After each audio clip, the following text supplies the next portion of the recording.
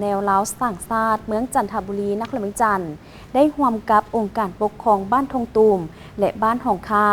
สร้างขบวนการออกแห่งงานรวมเพื่อต้อนรับกล่องประชุมใหญ่ครั้งที่ 8 ของแนวล้าวสร้างชาติเมือง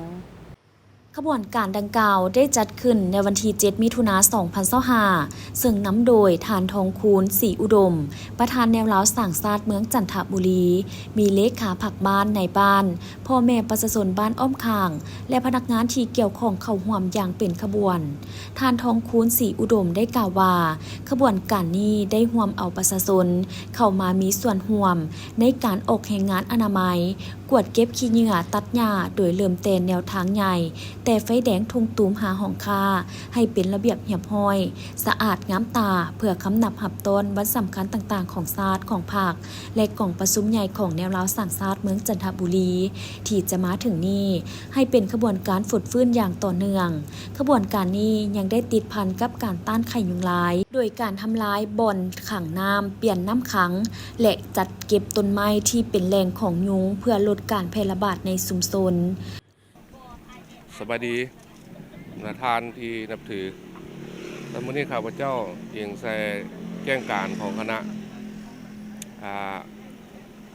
ศูนย์กลางแนวรับศักดิ์ศาสตร์เลขที่17ก็คือพันขยายนั้นในจิตใจการชี้นำของแนวรับศักดิ์ศาสตร์นครหลวงเวียงจันทร์ขององค์คณะผักเมืองในการห่างหากระเจียมสร้างขบวนการรอบด้านใส่กล่องประชุมใหญ่ครั้งที่ 8 ขององค์การแนวรับศักดิ์ศาสตร์เมืองที่จะได้จัดขึ้นในตอนหน้านี้เพื่อให้เวียงงานนี่เป็นกระบวนการและติดพันกับเวียงงาน6 สอของนครหลวงเวียงจันทร์วางออกก็คือสอสะอาดก็เป็นอันสำคัญหนึ่งเพื่อปลูกจิตสำนึกให้องค์การในเราสังชาติมวลชนประชาชนอยู่ภายในเมืองจันทบุรีนี้ได้มีกระบวนการอย่างกว้างขวางลึกซึ้งเข้าสู่ชีวิตตัวจริงในการสร้างกระบวนการออกแห่งงานติดพันกับอันการต้านพยาธิการ